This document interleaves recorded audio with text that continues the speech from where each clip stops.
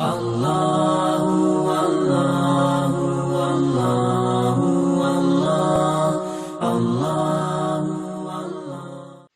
لله وكفى وسلام على عباده الذين اصطفى أما بعد أعوذ بالله من الشيطان الرجيم بسم الله الرحمن الرحيم قل هل يستوي الذين يعلمون والذين لا يعلمون إنما يتذكر أولو الألباب سبحان الله عما يصفون وسلام على المرسلين والحمد لله رب العالمين اللهم صل على سيدنا محمد وعلى آل سيدنا محمد وبارك وسلم اللهم صل على سيدنا محمد وعلى آل سيدنا محمد وبارك وسلم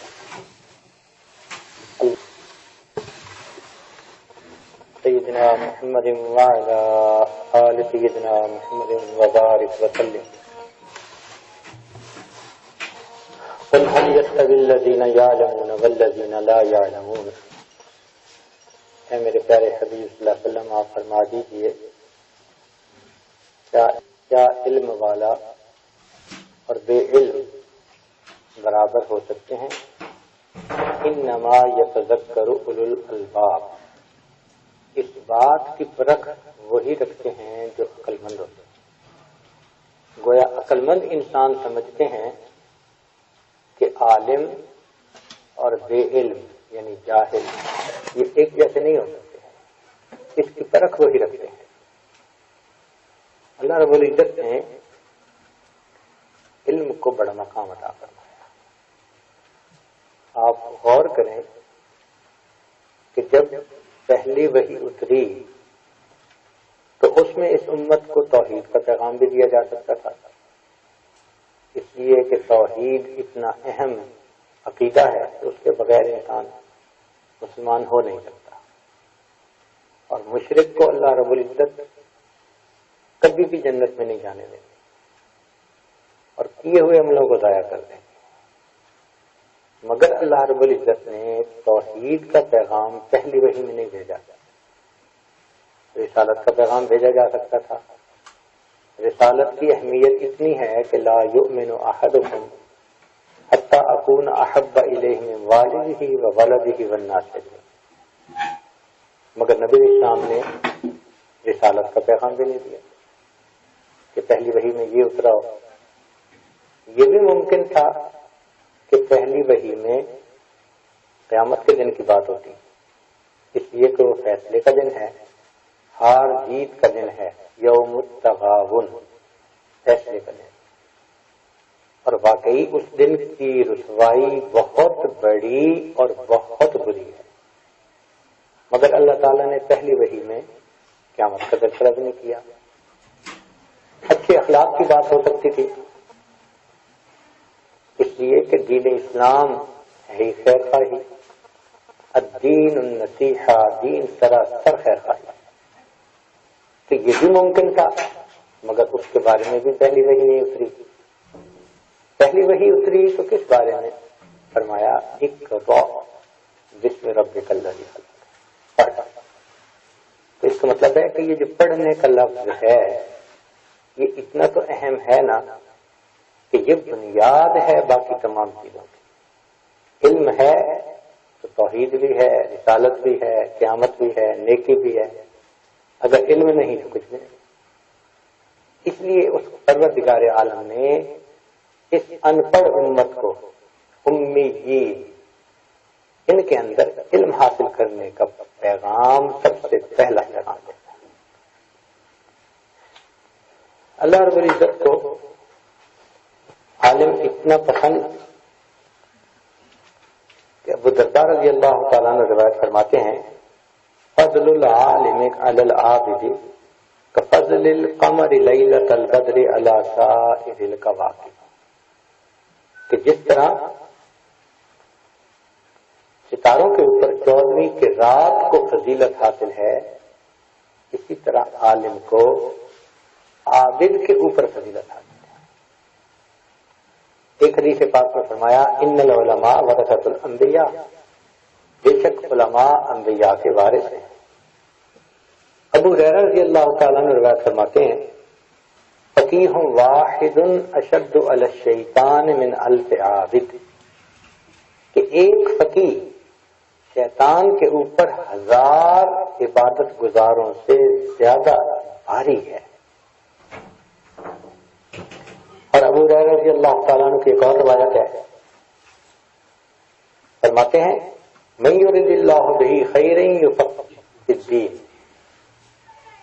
کہ جس سے اللہ تعالیٰ خیر کا ارادہ فرماتے ہیں اس کو دین کی سمجھ عطا فرما لیتے ہیں۔ انس رضی اللہ تعالیٰ نے روایت فرماتے ہیں ان مثل العلماء فی الارض کمثل النجوم فی السماء، کہ جس طرح آسمان پر ستارے چمکتے ہیں اسی طرح زمین کے اوپر علماء چمک رہے ہیں۔ یہ زمین کے ستارے ہیں۔ ابو درداء رضی اللہ تعالیٰ عنہ روایت فرماتے ہیں کہ انہ یستغفر للعالم کل شیء حتی الحیتان فی جوف البحر، عالم کے لیے ہر چیز استغفار کرتی ہے، ساری مخلوق، حتیٰ کہ سمندر کے اندر مچھلیاں بھی اس کے لیے استغفار کرتی ہیں۔ اور صفوان رضی اللہ تعالی عنہ روایت فرماتے ہیں ما من رجل خرج من بیتہ لیطلب العلم الا وضعت له الملائکۃ اجنحتها رزقا لما یصنع، کہ جب کوئی آدمی اپنے گھر سے علم حاصل کرنے کی نیت سے نکلتا ہے تو ملائکہ اس کے نیچے اپنے پر بچھاتے ہیں خوش ہو کر جس کام کو وہ کرنے چلا ہے۔ ابو ہریرہ رضی اللہ تعالیٰ عنہ فرماتے ہیں من سلک طریقا یطلب فیہ علما، کہ جو ایسے راستے پر چلا جس سے اس کا مقصد علم کا حاصل کرنا ہے، سہل اللہ لہ طریقا الی الجنہ، اللہ اس کے بدلے اس کا جنت کا راستہ آسان فرما دے۔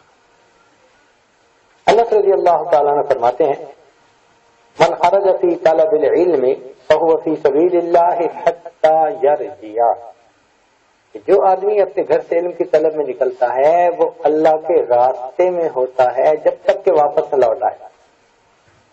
اللہ اکبر۔ اس کا مطلب ہے کہ وہ علم حاصل کرنے کے لیے جتنا وقت بھی گھر سے باہر رہے گا اللہ کے راستے میں رہے گا، لیٹے بیٹھے چلتے پھرتے اس کو ثواب ملے گا اس راستے میں نکلنے کی وجہ سے۔ حضرت عثمان رضی اللہ تعالیٰ نے فرماتے ہیں یشفع یوم القیامت ثلاثۃ، قیامت کے دن 3 آدمی شفاعت کریں گے۔ الانبیاء، سب سے پہلے انبیاء کریں گے، ثم العلماء ثم الشہداء، پھر علماء کریں گے، پھر اس کے بعد شہداء کریں گے۔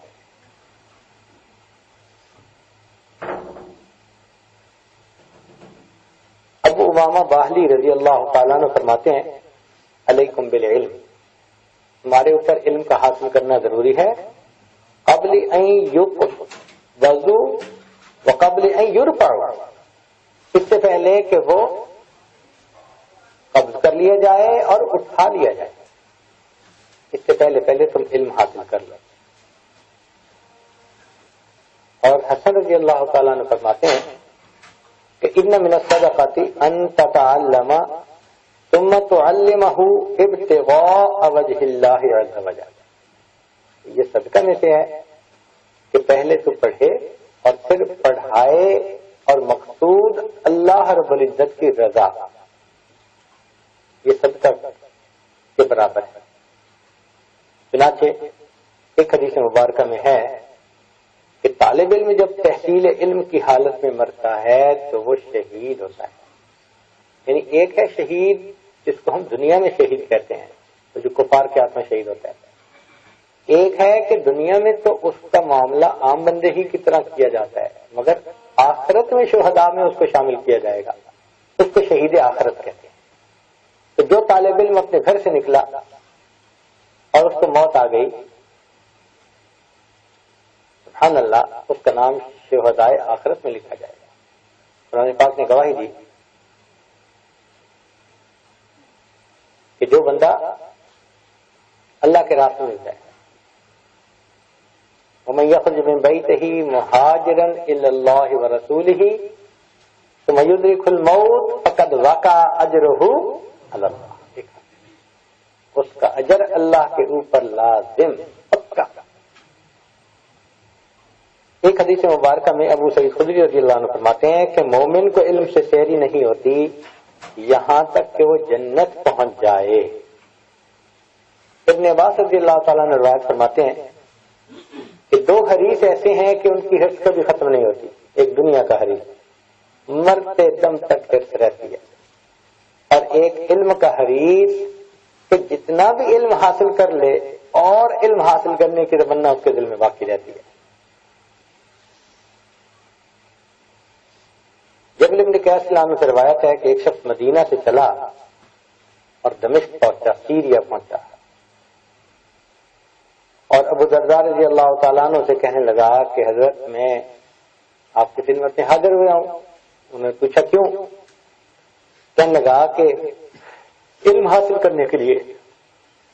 ابو درداء نے فرمایا کہ میں نے نبی علیہ السلام سے سنا ہے کہ جو شخص اپنے گھر سے علم حاصل کرنے کی نیت سے نکلتا ہے فرشتے اپنے پر اس قدموں کے نیچے بچھاتے ہیں، مچھلیاں اس کے لیے مغفرت کی دعا کرتی ہیں، اور عالم کو عابد پر وہ فضیلت حاصل ہے جو بدر منیر کو ستاروں کے اوپر فضیلت حاصل ہے. ایک حدیث مبارکہ میں ہے کہ جو شخص احیاء اسلام کے لیے علم حاصل کرتے ہوئے مرا تو جنت میں اس کا درجہ انبیاء سے ایک درجہ نیچے ہوگا. چنانچہ ایک مرتبہ نبی علیہ السلام نے ارشاد فرمایا نظر اللہ امرأ سمع مقالتی فوعاها ثم ادعاها كما سمع. اللہ اس کے چہرے کو تر و تازہ رکھے جس نے میری بات کو سنا، اس کو یاد کیا، محفوظ کیا اور اسے لوگوں تک پہنچایا. اب دیکھو کہ یہ کتنی خوبصورت دعا ہے. اللہ اس کے چہرے کو تر و تازہ رکھے. چہرہ تو تر و تازہ تب ہوگا جب جسمانی پریشانی بھی نہ ہو، روحانی بھی نہ ہو، دینی بھی نہ ہو، دنیاوی بھی نہ ہو، کوئی پریشانی نہ ہو، چہرہ تو تب تر و تازہ ہوگا نا. خوبصورت دعا دی نبی علیہ السلام نے، اللہ اس کے چہرے کو تر و تازہ رکھے. ایک حدیث پاک میں ہے کہ نبی علیہ السلام نے فرمایا این خلفائی، میرے خلفاء کہاں ہیں؟ تو قیل پوچھا گیا کہ اے رسول اللہ صلی اللہ علیہ وسلم آپ کے خلفاء کون؟ فرمایا الذین یروون احادیثی، وہ جو میری احادیث کی روایت کریں گے وہ گویا میرے خلفاء. چنانچہ دین اسلام کا سب سے پہلا مدرسہ نبی علیہ السلام نے بنایا، مسجد نبی میں بنایا. مدرسہ ایک چبوترا بنا ہوا تھا بڑی اونچی سی جگہ، اس پر مہاجرین صحابہ سب کے سب بیٹھتے تھے اور نبی علیہ السلام سے دین سیکھتے تھے. تو یہ تاریخ اسلام کا سب سے پہلا اقامتی مدرسہ. جو طلباء تھے وہ فقراء مہاجرین تھے، اپنا کچھ بھی نہیں تھا ان کے پاس. ابو ہریرہ عنہ فرماتے ہیں کہ میں اتنا بھوکا تھا کہ ایک مرتبہ عشاء کے بعد میں مسجد نبی کے دروازے پر بیٹھا کہ کوئی تو آئے گا جو مجھے دیکھے گا اور گھر لے جائے گا کھلانے کے لیے. کہتے ہیں علی رضی اللہ تعالیٰ عنہ آئے چلے گئے، عثمان لانو آئے چلے گئے، عمر لانو چلے گئے، صدیق اکبر لانو آئے چلے گئے. کہتے ہیں میں نے یہ محسوس کیا کہ ان کے اپنے گھروں میں بھی کچھ نہیں ہوگا جو انہوں نے مجھے کہا نہیں کیا ہو بھائی ہمارے ساتھ. پتا ہوگا نا کہ گھر کچھ نہیں تو کیا لے جائیں مہمان کو. کہتے ہیں بالآخر نبی علیہ السلام تشریف لائے تو مجھے دیکھ کر پہچان گئے کہ ابو ہریرہ تجھے کس چیز نے یاد روکا؟ کہنے لگے بھوکا ہوں. گھر لے گئے، گھر پیغام بھجوایا. انہوں نے کہا جی دودھ کا ایک پیالہ ہے. آتے ہیں کہ میں سوچنے لگا کہ اتنا میں بھوکا ہوں، ایک پیالہ تو میں ہی پی جاؤں. لیکن جب وہ پیالہ اندر سے آیا تو نبی صلی اللہ علیہ وسلم نے فرمایا ابو ہریرہ جاؤ اور سب اصحاب صفہ کو بلا کے لاؤ. میں بلا کے لایا. جب میں لے آیا تو فرماتے ہیں کہ نبی صلی اللہ علیہ وسلم نے فرمایا کہ ابو ہریرہ پلاؤ، تم پلاؤ ان کو. اب جو پلانے والا ہوتا ہے نا وہ خود نہیں پہلے پیتا، دوسروں کو پہلے. کہنے لگے میں سمجھ گیا کہ اب سب کو پلاؤں گا، پتہ نہیں میری باری آئے گی کہ نہیں. لیکن اللہ تعالیٰ نے اس دودھ میں اتنی برکت پیدا کر دی کہ سب کو پلایا اور دودھ بچا ہوا تھا. پھر نبی صاحب نے مجھے فرمایا کہ ابو ہریرہ تم پی لو. کہتے ہیں کہ میں نے خوب پیا. پھر فرمایا کہ ابو ہریرہ تم پی لو. میں نے اور بھی بھر کے پیا.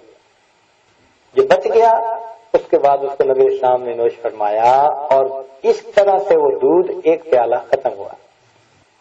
تو دیکھو یہ طلباء تھے، مگر ان کی شان ایسی تھی کہ اللہ رب العزت کے پیارے حبیب صلی اللہ علیہ وسلم ان کو پڑھاتے تھے.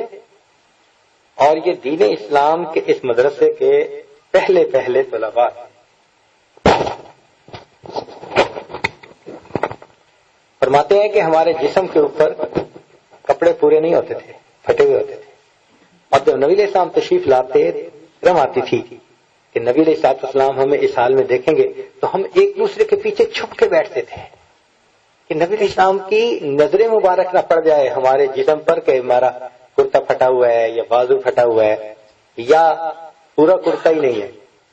اس حالت میں ہم بیٹھتے تھے کہ پورے جسم پر سطر چھپا ہوتا تھا لیکن باقی جسم بعض اوقات کھلا نظر آ رہا ہو. ہم ایک دوسرے کی اوٹ میں لے کے بیٹھتے تھے. عام مدارس میں تو پڑھنے کا وقت متعین ہوتا ہے 8 گھنٹے 10 گھنٹے. یہاں پڑھنے والوں کا ٹائم متعین نہیں تھا، 24 گھنٹے. اسی وقت بھی نبی علیہ السلام تشریف لے آتے، جو صحابہ بیٹھے ہوتے ان کو اللہ کے لیے سکھاتے. چنانچہ نبی علیہ السلام ایک مرتبہ رات کو تشریف لے آئے. دیکھا کہ صدیق اکبر عنہ تہجد پڑھ رہے ہیں ذرا خفی انداز سے، اور عمر عنہ تہجد پڑھ رہے ہیں ذرا جہر کے ساتھ.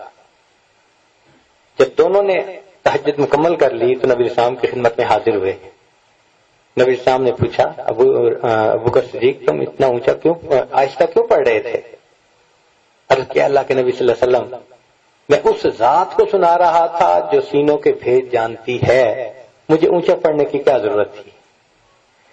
پھر پوچھا کہ عمر آپ اتنا اونچا کیوں پڑھ رہے تھے؟ عرض کیا اے اللہ کے نبی صلی اللہ علیہ وسلم میں شیطان کو بھگا رہا تھا اور سوتوں کو جگا رہا تھا. تو نبی علیہ السلام نے دونوں کو سمجھایا. ابو بکر صدیق عنہ کو سمجھایا کہ تم تھوڑا سا اونچا پڑھ لو، اور عمر عنہ کو فرمایا کہ تم تھوڑا سا آہستہ پڑھ لو، اعتدال. اب دیکھو رات کے وقت بھی مدرسے کے طلباء کو علم سکھایا جا رہا ہے. تو اس لیے پڑھنے کا ٹائم صرف 8 گھنٹے نہیں تھا، دن رات. اس لیے نبی السلام نے ایک مرتبہ صحابہ صفہ کو دیکھا تو فرمایا کہ جس نہج پر تم ہو، جو لوگ اس نہج پر زندگی گزاریں گے تو وہ قیامت کے دن جب اللہ تعالیٰ کے حضور پہنچیں گے تو اللہ تعالیٰ ان لوگوں سے راضی ہو جائے گا. یہ مجمع اللہ کو کتنا پیارا تھا طلباء کا. اس کا اندازہ اس سے لگائیے کہ نبی علیہ السلام کو ایک مرتبہ حکم ہوا اللہ رب العزت کی طرف سے آپ جائیں اور اصحاب صفہ کے پاس بیٹھیں. اصحاب صفہ کے پاس بیٹھیں. چنانچہ نبی علیہ السلام تشریف لائے مسجد میں اور اصحاب صفہ کے پاس آ کر بیٹھ گئے اور پھر فرمایا کہ مجھے اللہ کی طرف سے حکم ہوا. صحابہ حیران.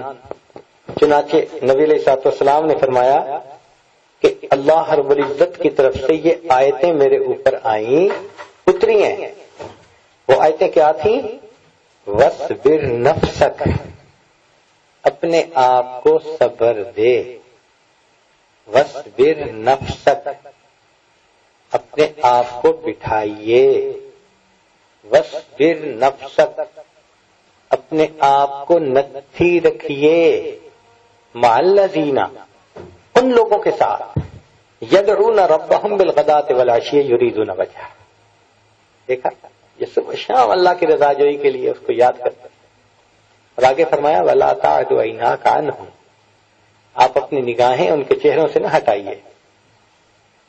سبحان اللہ، آپ اپنی نگاہیں ان کے چہروں سے نہ ہٹائیے. ترید زینت الحیات الدنیا. اللہ اکبر کبیرہ. اتنی اہمیت تو تھی نا کہ اللہ رب العزت کی طرف سے پیغام آیا. چنانچہ حدیث مبارکہ میں ہے کہ نبی علیہ السلام ایک مرتبہ تشریف لائے. اصحاب صفہ میں ابن کعب رضی اللہ عنہ تشریف فرما تھے. تو نبی علیہ السلام نے دیکھا تو کہا ابن کعب قرآن سناؤ. تو انہوں نے عرض کیا اللہ کے نبی صلی اللہ علیہ وسلم یہ قرآن آپ پر نازل ہوا میں آپ کے سامنے سناؤں؟ تو میں ہاں میرا جی چاہ رہا ہے تم سناؤ. آپ نے ایسے انداز میں بات کی کہ ابن کعب لانو پہچان گئے کہ یہ اشارہ اوپر پہ ہوا ہے. تو وہ پوچھنے لگے کہ اے اللہ کے پیارے نبی صلی اللہ علیہ وسلم اللہ سمانی، کیا اللہ رب العزت نے میرا نام لے کر کہا؟ تو نبی علیہ السلام نے فرمایا نعم اللہ سما، اللہ نے تیرا نام لے کر کہا. ابن کعب تم بھی قرآن پڑھو، میرے محبوب آپ بھی اس کا قرآن سنیں گے، میں پروردگار بھی اس کا قرآن سنیں. کیسے لوگ ہوں گے، کتنے اخلاص کا قرآن پڑھتے ہوں گے کہ عرش سے فرمائشیں آتی تھیں ان سے قرآن سننے کی. سبحان اللہ سبحان. یہ اصحاب صفہ تھے. اور یہاں سے یہ سلسلہ آگے چلا. چنانچہ نبی علیہ السلام ایک مرتبہ تشریف فرما تھے تو آپ کے پاس سرداران قریش میں سے چند بندے آئے. تو نبی علیہ السلام نے ان کو دعوت دی دین کی طرف آنے کی. جب بندہ کسی ایسے اہم میٹنگ میں کام میں مشغول ہو تو اس کا جی چاہتا ہے کہ میں یکسوئی سے بات کروں.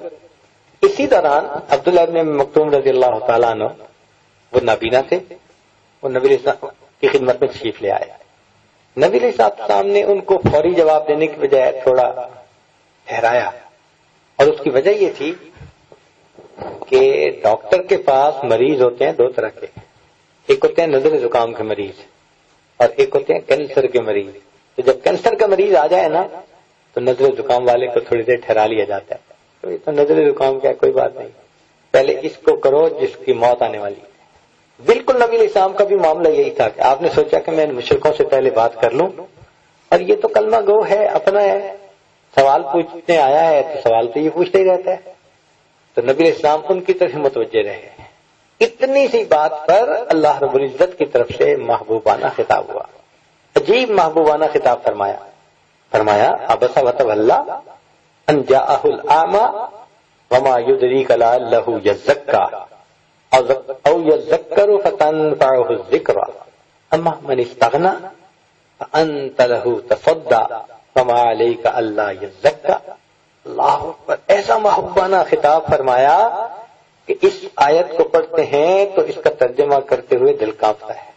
اللہ اکبر. اس کا مطلب ہے کہ اللہ رب العزت کو علم حاصل کرنے کے لیے یہ آنے والے طلباء اتنے تو محبوب ہیں کہ اگر ان کی طلب میں تھوڑی سی بھی رکاوٹ آ جاتی ہے تو اوپر رب کریم کی طرف سے رحمت کا پیغام آ جاتا ہے.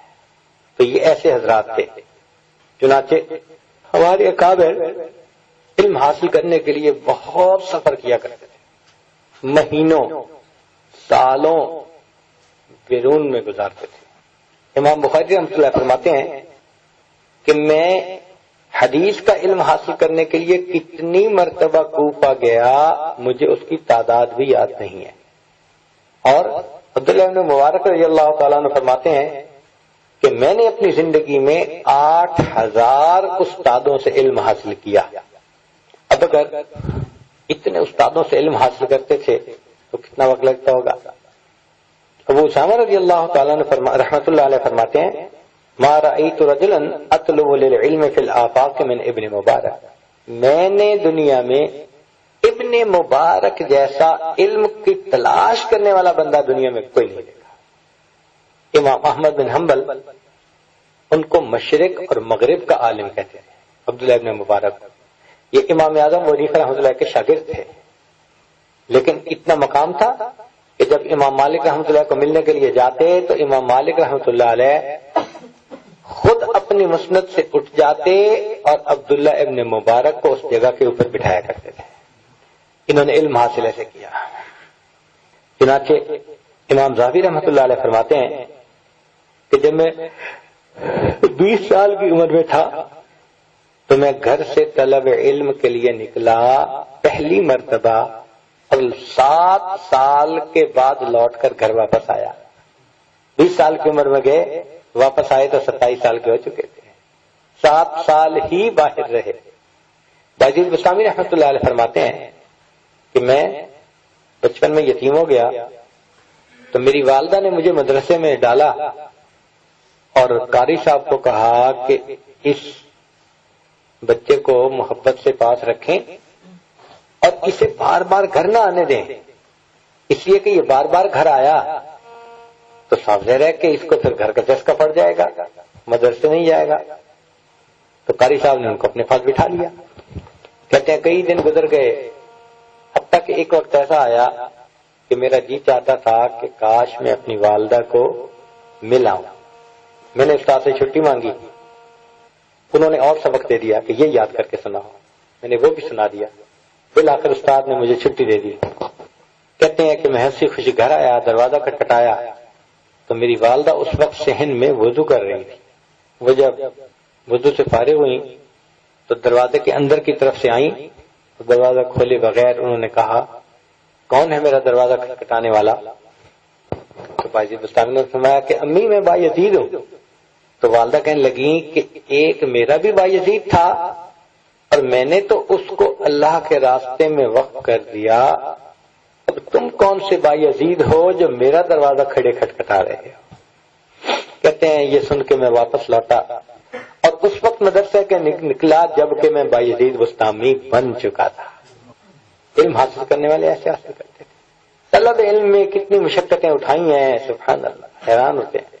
حافظ ابن طاہر مقدسی فرماتے ہیں کہ طلب علم کے لیے میں اپنے گھر سے نکلا تو کتابوں کی گٹھڑیاں مجھے اپنی پیٹھ پر اٹھانی پڑتی تھیں اور اتنا بوجھ ہوتا تھا کہ مجھے پیشاب میں خون آنے لگ گیا تھا، اس قدر میرے اوپر کتابوں کا بوجھ تھا۔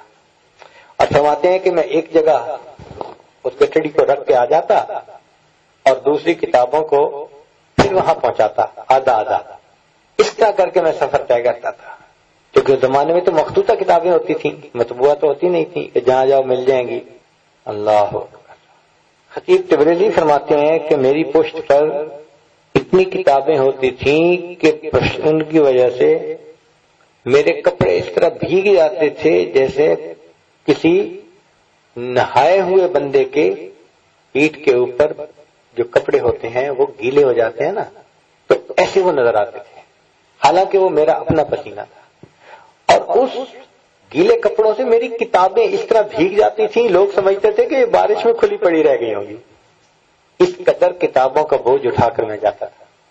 امام مالک رحمۃ اللہ فرماتے ہیں علم حاصل نہیں ہوتا جب تک فقر و فاقہ کی لذت نہ چکھی جائے۔ امام احمد بن حنبل رحمۃ اللہ علیہ، ان کے پاس ایک مرتبہ خرچہ ختم ہو گیا، ایک بندہ آیا، اس نے کہا کہ حضرت میں آپ کو ہدیہ دے دیتا ہوں۔ میں نہیں۔ اس نے بڑی کوشش کی کہ ہدیہ لے لیں، میں نہیں۔ بالآخر اس نے کہہ دیا کہ اچھا مجھے ایک کتاب لکھوانی ہے، آپ کتاب لکھ کے دے دیں، پھر اس کا میں آپ کو ہدیہ دے دیتا ہوں۔ فرمایا ہاں ٹھیک ہے۔ حضرت نے اس بندے کی کتابیں لکھی تاکہ اس سے مال کا لینا جائز ہو جائے۔ کہتے ایک وقت ایسا آیا کہ وہ کتاب ہی ختم ہو گئی، اب کوئی اور صورت ایسی تھی نہیں، تو فرماتے ہیں کہ امام احمد بن حنبل رحمۃ اللہ علیہ نے کتاب لکھنی تو چھوڑ دی، پھر وہ اپنے گھر سے چلے اور جہاں اڈے کے اوپر لوگ جانے کے لیے اپنا مال سواریوں پہ لاتے ہیں، میں وہاں کھڑا ہو گیا اور آواز لگاتا تھا ہے کوئی اپنا سامان اس سواری کی پیٹھ پر رکھوانے والا؟ تو جن لوگوں کو ضرورت ہوتی تھی وہ مجھے رجوع کرتے تھے، تو میں اپنی کتابوں کے بوجھ جس طرح اوپر پہنچاتا تھا اس طرح ان کا سامان پہنچا دیا کرتا۔ دن کے ایک حصے میں سامان اپنی کمر پہ رکھ کے پہنچاتا تھا، اور کون جانتا تھا کہ اتنے شوق سے پڑھنے والا یہ بچہ آنے والے وقت میں امام احمد بن حنبل بننے والا ہے، کوئی نہیں جانتا تھا۔ من جدہ فقط واجدہ، جس نے محنت کی اس نے پا لیا۔ تو ہمارے ائمہ کو بہت محنت کرنی پڑتی تھی۔ چنانچہ امام شافعی رحمۃ اللہ علیہ بھی بچپن میں یتیم ہو گئے تھے۔ وہ فرماتے ہیں کہ میری والدہ کے پاس اتنے پیسے نہیں ہوتے تھے کہ اس کے اوپر میں اپنے نوٹس لکھ سکوں، تو میری والدہ مجھے کہتی ہیں کہ بیٹا تم ہڈیاں ڈھونڈ لو جانوروں کی اور ان کے اوپر اپنا سبق لکھ لینا. تو فرماتے ہیں کہ میں عام جانوروں کی موٹی موٹی ہڈیاں ڈھونڈا کرتا تھا. جب وہ مل جاتی تو میں اس کے اوپر چھوٹا چھوٹا باریک باریک لکھ لیتا تھا سبق اور اسی کو دہراتا تھا. اللہ اکبر کبیرہ. تو میں اس وقت ہڈیاں ڈھونڈتا تھا اور ہڈیوں کو لے کر ان پر اپنا سبق لکھتا اور شارٹ ہینڈ میں لکھتا، مختصر، جس کو میں پڑھ سکتا تھا، دوسرے نہیں پڑھ سکتے تھے، تاکہ 2 لفظوں میں مجھے پوری بات یاد آ جائے. اور ان کو ایک گھڑا بنایا ہوا تھا، ہڈیوں کو وہاں ڈال دیتا تھا. یہ میری کتاب ہوتی تھی. کون جانتا تھا کہ گلیوں میں ہڈیاں ڈھونڈنے والا اور ہڈیوں کو اس مٹکے کے اندر رکھنے والا آنے والے وقت کا صاحب مذہب امام شافعی رحمت اللہ علیہ. ان حضرات کی ابتدا دیکھو تو انہوں نے بڑی مشقتوں سے علم حاصل کیا. امام طبرانی رحمت اللہ علیہ فرماتے ہیں کہ میں نے 30 برس اس طرح علم حاصل کیا کہ کھانا پینا بھی پورا نہیں ہوتا تھا اور رات کو سونے کے لیے بستر بھی میرے پاس نہیں ہوتا تھا. تو کسی نے پوچھا کہ حضرت بستر نہیں ہوتا تھا تو کیا کرتے تھے؟ فرماتے تھے کہ ایک چٹائی مسجد میں پڑی ہوتی تھی جس پر بیٹھ کے ہم دن میں پڑھتے تھے. جب سب طلباء چلے جاتے، رات ہو جاتی، عشاء ہو جاتی، تو میں اس چٹائی کے اوپر لیٹ کے ایک سرے کو پکڑ کے گھومنا شروع کر دیتا تھا اور وہ میرے اوپر لپٹنی شروع ہو جاتی تھی اور ساری رات اسی طرح پڑا رہتا تھا. کچھ اس صف کے اندر لپٹا ہوا ہوں اور پاؤں اور کچھ جو ہے وہ صف سے باہر ہے. جو باہر ہوتا وہ سردی لگ رہی ہوتی تھی، کانپ رہا ہوتا تھا، اور کچھ مجھے سہارا ہو جاتا تھا کہ صف موٹی ہوتی تھی اور میری ٹھنڈک کا حساب ہو جاتا تھا. میں ساری سردیاں اس طرح چٹائی میں لپٹ کر گزار لیا کرتا تھا. یہ قربانیوں کے ساتھ یہ لوگ پڑھے ہیں. اللہ اکبر کبیرہ. چنانچہ ایک مرتبہ ابن تیمیہ رحمۃ اللہ علیہ کو حاکم وقت نے کسی مسئلے کی وجہ سے گرفتار کروا لیا اور جیل میں ڈال دیا. یہ ہوتا ہی رہا ہے. حکام وقت چاہتے رہے ہیں کہ ہماری مرضی کے مطابق مسئلے کا جواب ملے، جب نہیں ملتا تو وہ خفا ہوتے ہیں. چنانچہ حاکم وقت نے کہا کہ ان کو پکڑ کے جیل میں ڈال دیا جائے. ان کو جیل میں بند کر دیا گیا. اب 2 دن گزرے تھے کہ ایک نوجوان اس کے دربار میں داخل ہوا اور یہ نوجوان زاروں قطار رو رہا تھا، زاروں قطار رو رہا تھا. فرماتے ہیں کہ اس کے چہرے پہ معصومیت ایسی تھی، علم کا نور ایسا تھا کہ جس بندے میں دیکھا تو اس نے دل میں کہا کہ اس کو خالی نہیں بھیجنا چاہیے. بادشاہ نے بھی کہہ دیا کہ نوجوان، اگر تم کوئی فرمائش لے کے آئے ہو، ضرورت لے کے آئے ہو تو بتاؤ، میں تمہاری حاجت کو پورا کروں گا. تم رونا بند کر دو، تمہارے آنسو نہیں دیکھے جاتے. تو نوجوان چپ ہو گیا اور اس کے بعد کہنے لگا کہ میں یہ فریاد لے کے آیا ہوں کہ آپ مجھے جیل بھیج دیں. تو حاکم وقت کہہ رہا یہ تو کبھی کوئی فرمائش نہیں لے کے آیا کہ مجھے جیل بھیج دیں. تو شاگرد نے کہا اس لیے کہ آپ نے میرے استاد کو جیل میں بند کیا ہوا ہے اور میرا سبق ناغا ہو رہا ہے. میں اس لیے آیا ہوں کہ آپ مجھے بھی جیل میں بند کر دیں. میں جیل کی مشقتیں تو برداشت کر لوں گا، میں اپنے استاد سے سبق تو پڑھ لیا کروں گا. اللہ اکبر. علم کی طلب میں اس امت کے علماء نے جو مثالیں قائم کر دی ہیں نا، وہ کفر کی دنیا میں کوئی بندہ مثال دے نہیں سکتا. ایسی مثالیں اس طرح غور کیجئے. امام محمد رحمت اللہ علیہ ایک جگہ درس دیتے تھے، تو جب فارغ ہوتے تو دوسری بستی کے لوگ آئے کہ حضرت آپ ہمیں بھی درس دیجئے. تو امام صاحب نے فرمایا کہ بھئی میرے پاس تو فرصت ہی نہیں کہ میں وہاں جاؤں. انہوں نے کہا کہ حضرت ہم آپ کے لیے سواری کا بندوبست کر دیتے ہیں.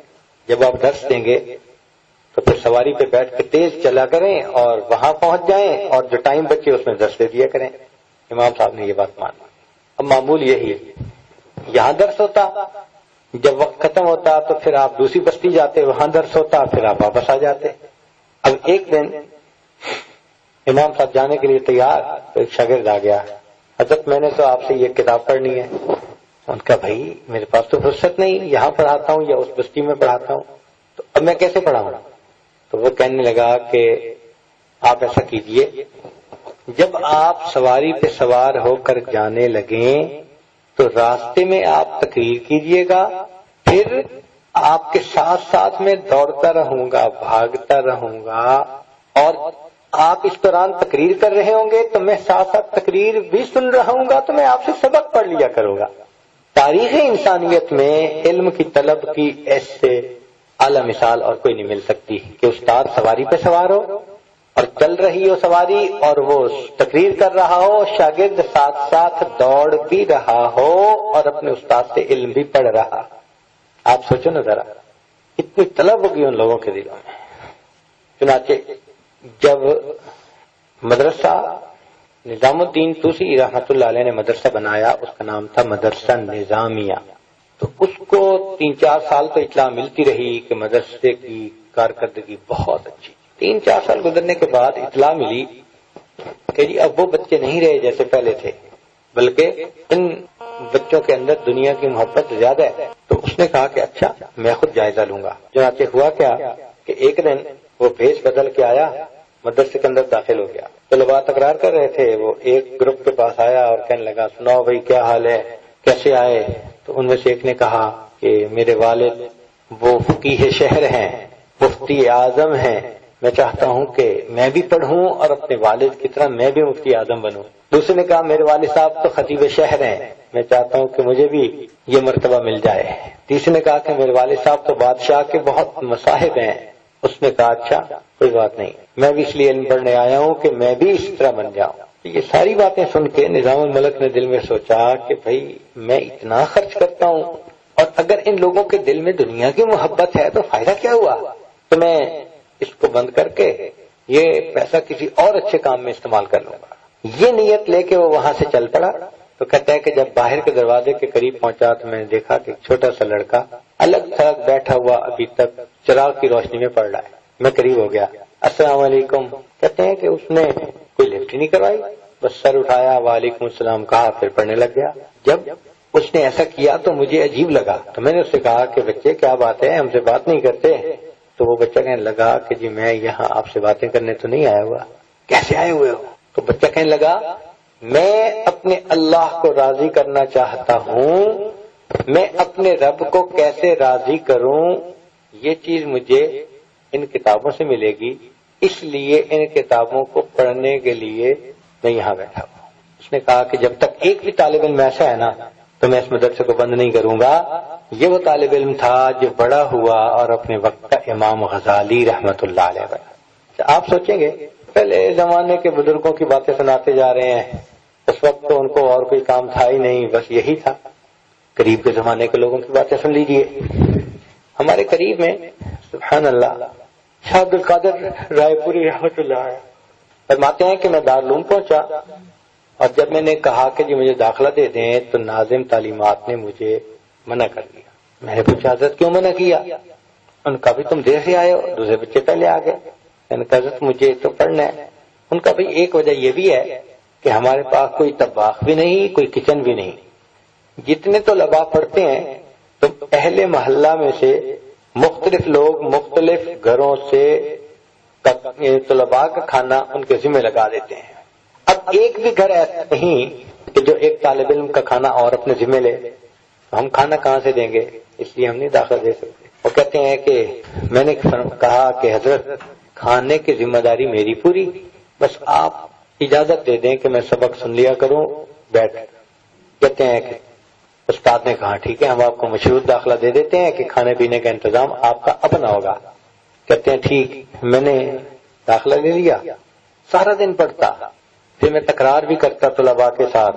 جب طلباء سونے کے لیے بستر پہ جاتے تو اس وقت میں استادوں کی اجازت کے ساتھ دارالعلوم سے باہر نکلتا اور وہاں پر 2 دکانیں تھی پھلوں کی دیوبند کے اندر، بستی دیوبند کے اندر، ان کے اوپر جاتا تو ان کے سامنے تربوز کا چھلکا، امرود کا چھلکا، آم کا چھلکا، اس طرح چھلکے پڑے ہوتے، تو میں ان پتوں کو اٹھا کے لے آتا، دھو کے پاک صاف کر لیتا، پھر اس کے بعد میں اسی کے اوپر 24 گھنٹے گزار لیتا۔ میں پھلوں کے چھلکے کھا کر تو گزارا کر لیا، لیکن اپنے سبق کو میں نے قضا نہ ہونے دیا۔ اب بتائیے کہ اگر پورا سال انہوں نے پتے کھا کر گزارا کیا، شلجم کے پتے، مولی کے پتے کھا کے گزارا کیا، اللہ اکبر، واقعی علم کی قدر ان لوگوں کو تھی۔ کہتے ہیں کہ میں نے ایک مٹکا بنایا ہوا تھا، تو دوران سال جتنے خط آتے تھے نا مجھے رشتے داروں کے، میں اس مٹکے میں ڈالتا جاتا تھا، وہ میرا پوسٹ باکس تھا۔ جب میں امتحان دے کے فارغ ہو جاتا سال کا، تو اس وقت میں پھر وہ گھڑے میں سے ڈاک نکالتا، اور جس کو خوشی ملی اس مبارکباد دینے والی لسٹ بنا لیتا، جس کو غم ملا تو اس کے تعزیتی کلمات جو ہے نا وہ کہہ لیتا۔ پھر میں جب گھر آتا تو خوشی والوں کو مبارک دیتا، غم والوں کو پرسہ کے الفاظ کہہ دیتا۔ لوگ مجھ سے بڑے خوش ہوتے ہیں، لوگ سمجھتے اس نے پورا سال ہماری بات کو یاد رکھا، نہیں بھولا۔ ان کو کیا پتا تھا میں نے ان کی بات اسی وقت ہی پڑھی ہوتی تھی۔ میں اس لیے خط نہیں دوران سال پڑھتا تھا کہ خوشی کی خبر ہوگی تو جانے کو دل کرے گا، غم کی خبر ہوگی تو دل اچاٹ ہوگا، اس لیے میں اس کو مٹکے میں ڈال دیتا تھا، اور سالانہ امتحان دینے کے بعد ان خطوں کو نکال کر میں پڑھتا تھا اور پھر جواب کے لیے بھیج دیتا تھا۔ اس قدر کہتے ہیں میرے پاس بستر نہیں تھا۔ میں ایک دفعہ جا رہا تھا تو ایک آدمی کوڑا کرکٹ کے ڈھیر پہ کمبل پھینک رہا تھا۔ میں نے پوچھا کیا کر رہے ہیں؟ اس نے کہا کمبل پھینک رہے ہیں۔ تو میں لے لوں؟ کہا میری طرف سے تو ردی ہے، لے جاؤ۔ کہتے ہیں میں کمبل اٹھا کے لایا اور میری زندگی کے 18 سال اس کمبل میں گزر گئے۔ 18 سال۔ اللہ اکبر کبیرہ، اللہ اکبر کبیرہ۔ اچھا اور سنیے، ہارون رشید رحمت اللہ علیہ کا ایک بیٹا تھا، یہ بہت زاہد تھا، نیکی والی طبیعت تھی۔ وہ محل کے اندر رہتے ہوئے ولایت کی زندگی گزار رہا تھا۔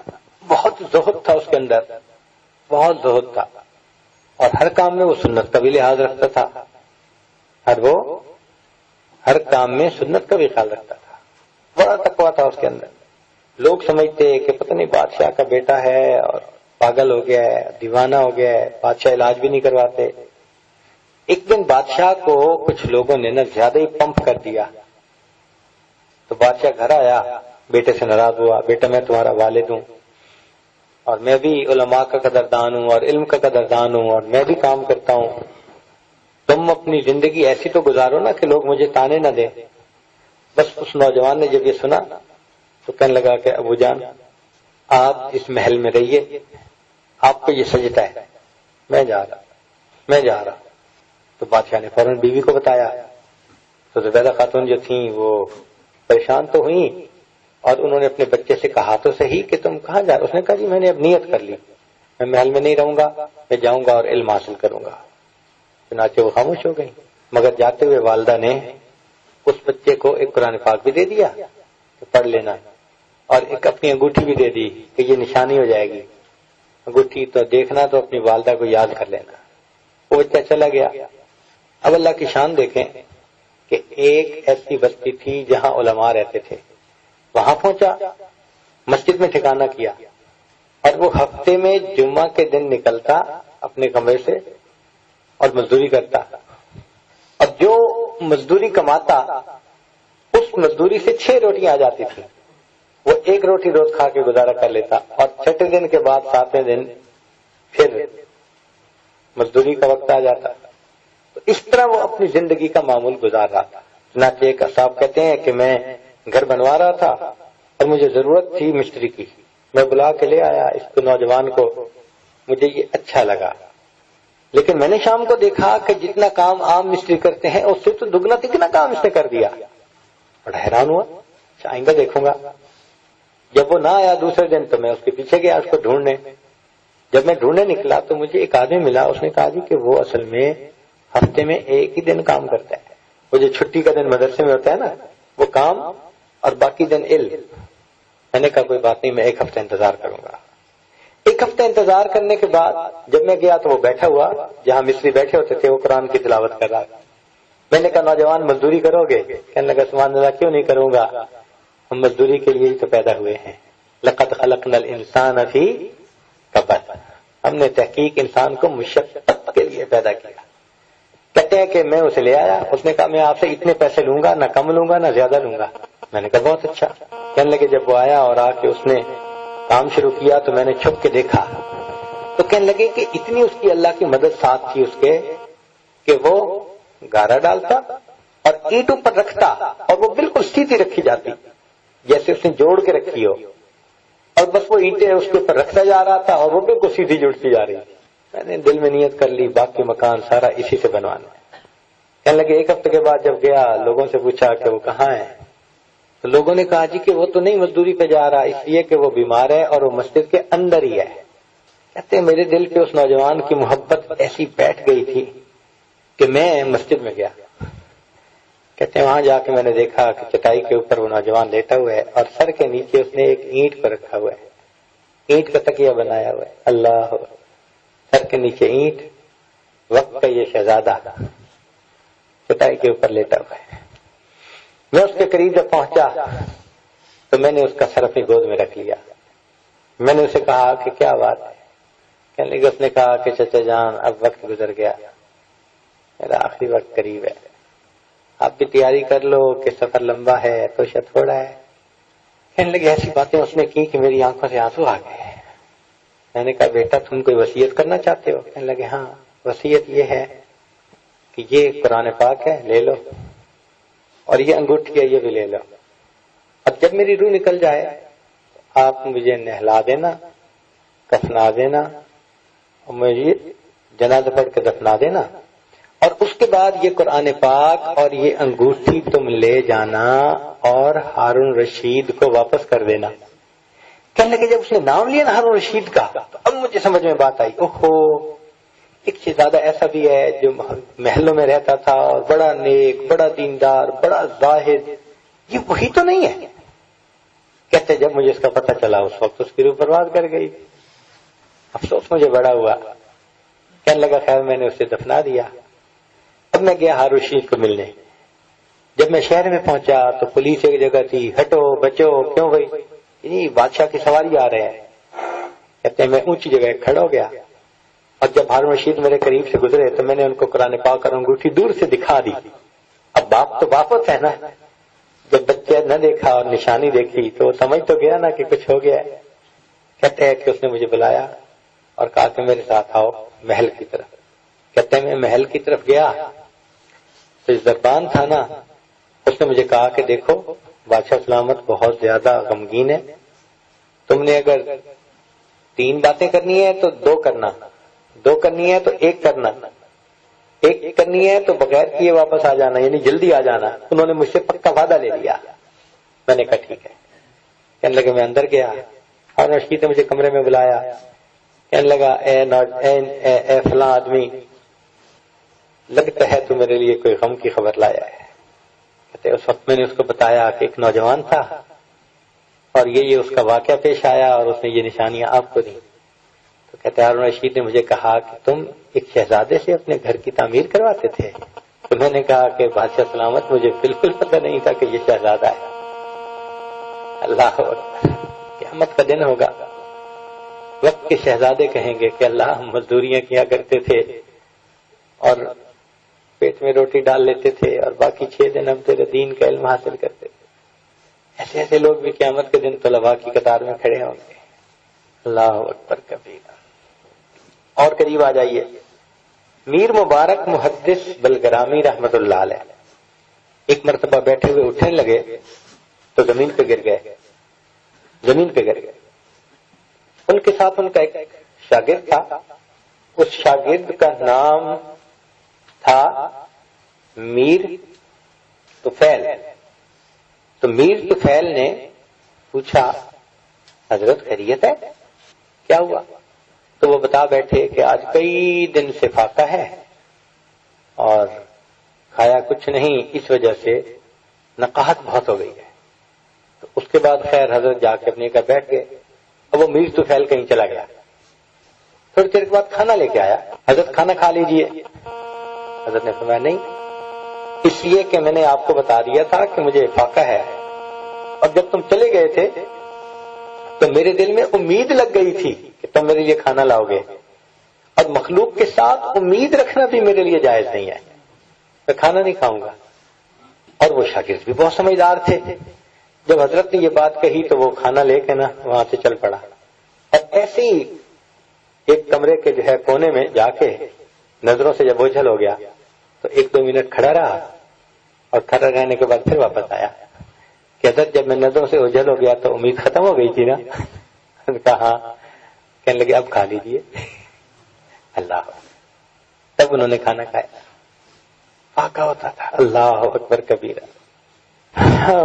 چنانچہ امام ابو علی بلخی رحمۃ اللہ علیہ فرماتے ہیں کہ میں سبق پڑھتا تھا لیکن میرے پاس کھانے کے لیے کچھ نہیں ہوتا تھا تو میں بھوک سے بےتاب ہو کر ایک تنور والا تھا نان بائی اس کے دروازے کے قریب جا کر بیٹھتا تھا کہ مطالعہ بھی کرتا رہوں گا اور روٹی پکنے کی جو مہک ہے اس سے میرے دل کو تھوڑا تسلی بھی ہوتی رہے گی. روٹی پکنے کی خوشبو سے میں تقویت پکڑتا تھا. کھانے کو نہیں ملا کرتا. اللہ اکبر کبیرہ. روٹی پکڑنے کی خوشبو سے میں طاقت دیتا تھا, ہمت باندھتا تھا. ابن المقری رحمۃ اللہ علیہ, ابو شیخ اور طبرانی 3 حضرات ہیں, فرماتے ہیں کہ ہم ایک مرتبہ مسجد نبی میں رہ رہے تھے. کئی دن گزر گئے اور ہم پہ فاقہ آ گیا مسجد نبی میں رہتے ہوئے. کہنے لگے جب فاقے کی وجہ سے حالت خراب ہوئی تو ایک دن ہمیں خیال آیا یار ہم تو مسجد نبی میں ہیں اور نبی علیہ السلام کے مہمان ہیں اور بھوکے ہیں تو میزبان کو کیوں نہ کہیں. کہنے لگے یہ خیال آیا اور ہم تینوں مواضع شریف پہ حاضر ہوئے اور ہم نے حاضر ہو کر نبی علیہ السلام کی خدمت میں سلام پڑھا اور سلام پڑھنے کے بعد میں نے کہا یا رسول اللہ الجوع, اے اللہ کے پیارے رسول صلی اللہ علیہ وسلم بھوک لگی ہے. کہتے ہیں کہ سلام پڑھا اور پڑھ کے میں مسجد سے باہر جب نکلا تو دیکھا کہ دروازے کے اوپر ایک آدمی اپنے سر کے اوپر ہنڈیا گرم گرم لیے کھڑا انتظار کر رہا ہے اور میرا نام پکار رہا ہے. میں نے کہا کہ بھئی آپ کو میرے نام کا کیسے پتہ چلا؟ کہنے لگا میں مسجد کا پڑوسی ہوں, علوی ہوں اور میں قیلولہ کر رہا تھا, مجھے خواب نبی اسلام کی زیارت نصیب ہوئی. فرمایا کہ جاؤ میرا ایک مہمان ہے جو مسجد کے دروازے کے اوپر بھوکا ہے. کہتے میری آنکھ کھلی, میں نے دیکھا میری بیوی اس وقت ہنڈیا اتار رہی تھی. میں نے بیوی کو کہا کہ اپنے لیے اور پکا لیں گے, یہ مہمان کو دیتے ہیں. میں نے فوراً سر کے اوپر ہنڈیا رکھی اور روٹیاں ساتھ لیں اور میں یہاں آپ کے انتظار میں نبی السلام کے قدموں میں کھڑا انتظار کر رہا. اللہ اکبر.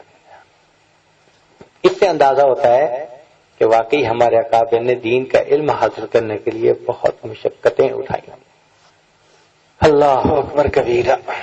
مشہور واقعہ ہمارے شیخ الحدیث مولانا حبیب اللہ صاحب تم کئی دفعہ سنا بھی چکے ہیں مگر بار بار سننے سے اور زیادہ تاثیر زیادہ ہوتی ہے. چنانچہ ایک محدث گزرے ہیں امام بقی الدین ابن مخلد رحمۃ اللہ, 20 سال ان کی عمر تھی. ان کی عمر تھی 20 سال. ان کا واقعہ امام ذہبی نے سیر اعلام النبلاء اس میں لکھا ہے. وہ فرماتے ہیں کہ یہ 201 ہجری میں پیدا ہوئے اور 276 ہجری میں ان کی وفات ہوئی, یعنی 75 سال کی عمر میں. تو وہ فرماتے ہیں کہ جب میں 20 سال کی عمر کا تھا تو میں اپنے گھر سے علم کی طلب کے لیے نکلا. تو کہتے ہیں کہ میں بحری راستے پر چلا, ایک بڑا جہاز تھا, کشتی تھی, اس پہ سوار ہو گیا. اللہ کی شان کے راستے میں بحری طوفان آ گیا اور ہمارا جہاز راستہ بھول گیا اور ہم کئی ہفتے اس سمندر کے اندر گم پھرتے رہے. کہتے ہیں حالت بری, بہت بری حالت ہماری, بخار ہو گیا, بیمار ہو گئے. ایک جگہ جا کر کنارہ آیا تو کہتے ہیں کہ میں نیچے اترا اور نیچے اتر کے میں نے عراق کا رخ کیا, حتیٰ کہ عراق داخل ہوا, پھر بغداد کی طرف رخ کیا. تو جب میں بغداد شہر کے باہر پہنچا تو تھکا ہوا تھا تو ایک درخت کے نیچے سو گیا. جب اٹھا اور شہر کی طرف جانے لگا تو مجھے ایک آدمی نظر آیا. میں نے اس آدمی سے سلام کیا اور پوچھا کہ سناؤ بھائی امام احمد بن حنبل کا کیا حال ہے؟ اس نے کہا کیوں؟ کہا اس لیے کہ میں تو اتنا دور, ہزاروں میل دور سے علم حاصل کرنے کے لیے آیا ہوں ان کے پاس. کہتا جب اس بندے نے سنا تو وہ مجھے کہنے لگا کہ اے نوجوان تمہاری خواہش پوری نہیں ہوگی اس لیے کہ حکومت وقت ان سے ناراض ہے کسی مسئلے پر، اور انہوں نے ان کو گھر میں نظر بند کر دیا ہے، ہاؤس ریسٹ کر دیا ہے، نہ کوئی بندہ ان سے مل سکتا ہے نہ وہ کسی بندے سے مل سکتے ہیں۔ کہتے ہیں میرے دل پہ تو بڑا صدمہ، بڑی چوٹ۔ پھر میں شہر پہنچا۔ شہر پہنچنے کے بعد میں نے ایک جگہ ایک سرائے میں کمرہ لیا۔ اگلے دن ہوا تو میں نے لوگوں سے پوچھا کہ بتاؤ یہاں مسجد میں احادیث کا درس ہوتا ہے؟ لوگوں نے کہا۔ پتہ چلا کہ جو شہر کی جامع مسجد ہے نا، اس میں ایک محدث تھے یحییٰ ابن معین رحمۃ اللہ علیہ، وہ درس دیتے ہیں۔ کہتے ہیں کہ میں عصر کے بعد وہاں گیا، انہوں نے درس دیا۔ درس دینے کے بعد وہ لوگوں کو مختلف جو روایات ہوتے ہیں نا، راوی حدیث کی روایت میں، ان کے بارے میں بتانے لگے ہیں۔ کہنے لگے جب انہوں نے بات کی تو میں نے ان سے پوچھا کہ شام ابن عمار کا کیا حال، اس کے بارے میں آپ کہتے ہیں؟ کہتے ہیں میری بات سن کے کہنے لگے کہ وہ ہشام نماز والے، وہ مشہور تھے نماز والے۔ میں نے کہا جی ہاں۔ کہنے لگے وہ ثقہ ہیں، اتنے ثقہ ہیں کہ اگر ان کی چادر کے نیچے تکبر بھی آ جائے تو ان کے لیے وہ ان کا کوئی نقصان نہیں کر سکے گا، اتنے وہ ثقہ ہے۔ تو پھر میں نے کہا اچھا آپ امام احمد بن حنبل کے بارے میں بتائیں۔ نہیں، تو اس پر مجھے قریب کے جو لوگ تھے انہوں نے بٹھانا شروع کر دیا۔ وہ کہنے لگے بھائی تجھے پتہ نہیں تو نوارد ہے، اور یہاں ہر بندہ ایک سوال پوچھ سکتا ہے، اور ایک سوال سے زیادہ نہیں پوچھ سکتا۔ اگر ایک پوچھنا شروع کر دے تو پھر تو ایک ہی پوچھے گا، باقی تو نہیں پوچھ سکیں گے۔ کہتے ہیں میں نے بڑی منت سے ماجت کی، میں پردیسی ہوں، آداب سے واقف نہیں، آ گیا ہوں۔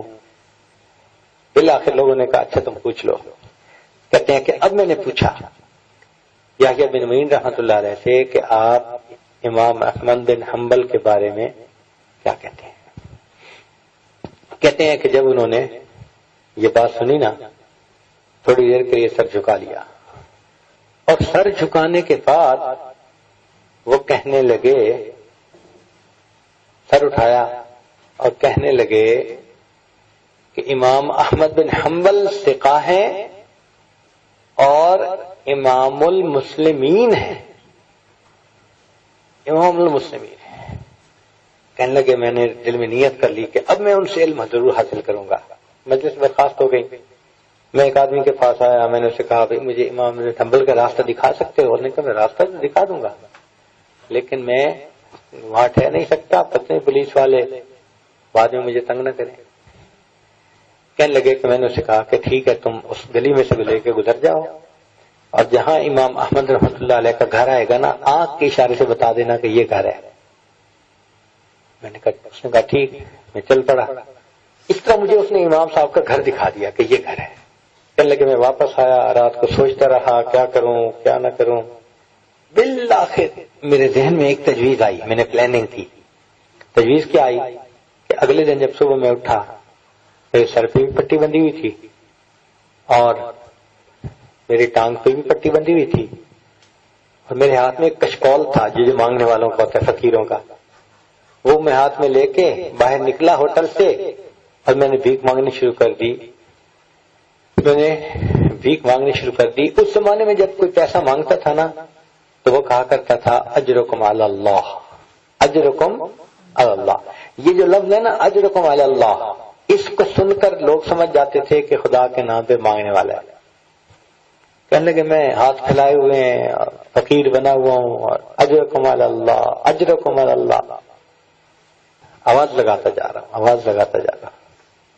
فرماتے ہیں حتیٰ کہ میں امام احمد بن حنبل رحمۃ اللہ علیہ کے دروازے پہ جا پہنچا۔ اجرکم علی اللہ، امام صاحب نے دروازہ کھولا اور ان کے ہاتھوں کوئی سکہ تھا، دینار یا کوئی چیز دینا چاہتے تھے۔ کہنے لگے جب میرے قریب آئے اور انہوں نے ہاتھ یوں بڑھانا چاہا دینے کے لیے تو میں نے کہا کہ حضرت میں پیسے کا سوالی نہیں ہوں، میں پیسے کا سوالی نہیں ہوں، میں تو علم کا طلبگار ہوں، میں سنتوں کو یکجا کرنے والا ہوں، مجھے پڑھائیے حدیث پاک۔ اس نے کہا حدیث پاک میں تجھے پڑھا نہیں سکتا، میں علم کا سوال کرنے والا، مجھے حدیث پڑھائیے۔ امام صاحب کہنے لگے میرے اوپر تو پابندی ہے، میں تو آپ کو حدیث نہیں پڑھا سکتا۔ میں نے کہا حضرت میں اسی طرح بھکاری بن کے آیا کروں گا اور آپ یہی سکہ ڈالنے کے لیے دروازے پہ آیا کریں، کوئی نہ ہو تو کھڑے ہو کے حدیث بیان کر دیا کریں، میں یاد کر لوں گا، اور اگر کوئی دیکھنے والا ہو تو سکہ ڈال دیا کرنا، وہ سمجھے گا کہ یہ بھکاری ہے۔ کہتے ہیں کہ پورا 1 سال میں سارا دن شہر کے اندر بھیک مانگتے مانگتے بالآخر امام صاحب کے دروازے پہ جاتا، وہ کبھی 2 حدیثیں سنا دیتے، کبھی 3 سنا دیتے، میں اس کو یاد کر لیتا، اور میں بڑا خوش تھا کہ مجھے امام احمد بن حنبل سے علم حاصل ہو رہا ہے۔ 1 سال میں نے اس طرح گزار دیا۔ 1 سال کے بعد حکومت تبدیل ہو گئی، نئی حکومت نے حضرت کو آزاد کر دیا اور ان کا درس بھی جاری کروا دیا۔ کہنے لگے پھر تو لوگوں کا اتنا بڑا مجمع تھا، جب میں گیا تو امام صاحب نے مجھے دوری سے دیکھا، فرمانے لگے کہ مجمع کے لوگوں سے کہ تم بیٹھ جاؤ، اور میری طرف اشارہ کر کے کہا کہ وہ ابن مخلد قریب آ جائے، طالب علم ایسے ہوا کرتے ہیں، طالب علم ایسے ہوتے ہیں۔ اب سوچئے کہ جب قیامت کے دن اللہ تعالیٰ پوچھیں گے کہ میرے دین کا علم حاصل کرنے والے کہاں گئے، تو کہیں تو وہ لوگ بھی کھڑے ہوں گے جو استاد کے گھوڑے کے ساتھ دوڑتے تھے اور علم حاصل کرتے تھے، اور کہیں اصحاب صفہ بھی ہوں گے، اور کہیں ابن مخلد بھی کھڑے ہوں گے، اور اس میں پھر ہم چٹائیوں پہ اور بغیر چٹائیوں کے بیٹھنے والے بھی ہوں گے۔ اللہ علم تو پڑھا تھا نا تیرا، علم تو پڑھا تھا، ہمارے پاس ہے تو کچھ نہیں اللہ کے جو ہم آپ کے سامنے پیش کر سکیں، لیکن علم تو پڑھا ہوا ہے نا، نسبت تو ہے نا، بس آپ اس نسبت کی لاج رکھ لیں اور ہمیں اللہ قبول فرمائے، بس ہمیں قبول کر لیجیے۔ اللہ اکبر کبیرہ، تیرے کعبے کو جبینوں سے بسایا ہم نے، تیرے قرآن کو سینوں سے لگایا ہم نے۔ ایسا وقت ہے کہ جہاں دیندار بن کے رہنا مشکل ہو چکا ہے، تو کیا خیال ہے کہ ایسے وقت میں بھی جو علم کی طلب کے لیے گھر سے نکلا ہوگا، پھر اللہ تعالیٰ اس کے ساتھ خیر کا معاملہ فرمائیں گے نا۔ حدیث مبارکہ میں ہے کہ اللہ تعالیٰ قیامت کے دن فرمائیں گے یا معاشر العلماء، اے علماء کی جماعت، لم اضع علمی فیکم لأعذبکم، میں نے علم تمہارے سینوں میں اس لیے نہیں بھرا تھا کہ تمہیں میں آج عذاب دوں، ان طالقو چلے جاؤ، قد بدلت سیئاتکم حسنہ، میں نے تمہاری گناہوں کو تمہاری نیکیوں میں تبدیل کروا دیا۔ اللہ اکبر۔ اللہ تعالیٰ آپ سب حضرات کا علم کی طلب کے لیے یہاں قبول فرما لے، اور قیامت کے دن ہمیں طالب علموں کی قطار میں ہی کھڑا فرما دے۔ وآخر دعوانا الحمدللہ رب العالمین۔ تھوڑی دیر کے لیے مراقبہ کر لیجیے، آنکھوں کو بند کر لیجیے، سر کو جھکا لیجیے۔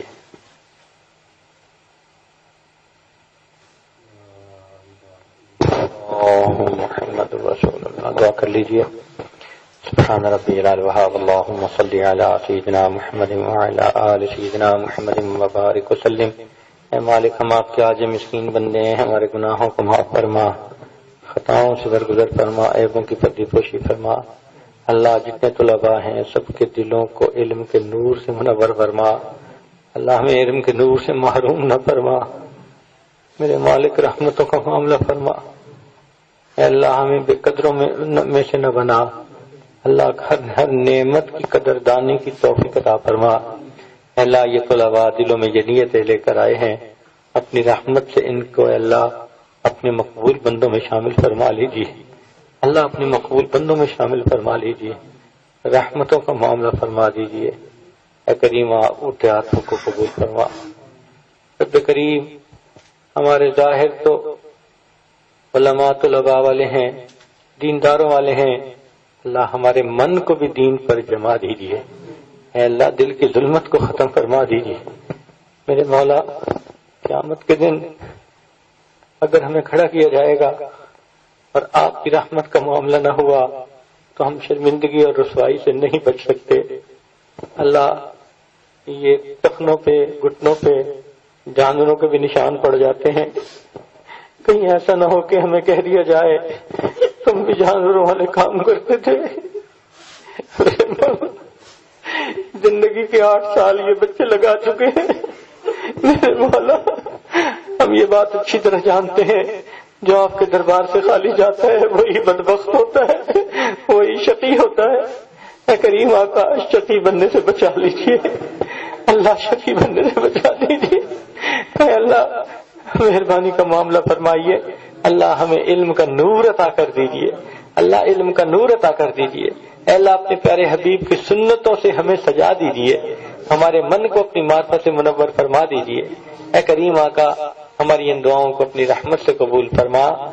ربنا تقبل منا انک انت السمیع العلیم وتب علینا انک انت التواب الرحیم۔ صلی اللہ تعالی علی حبیبہ سیدنا محمد وآلہ واصحابہ اجمعین برحمتک یا ارحم الراحمین۔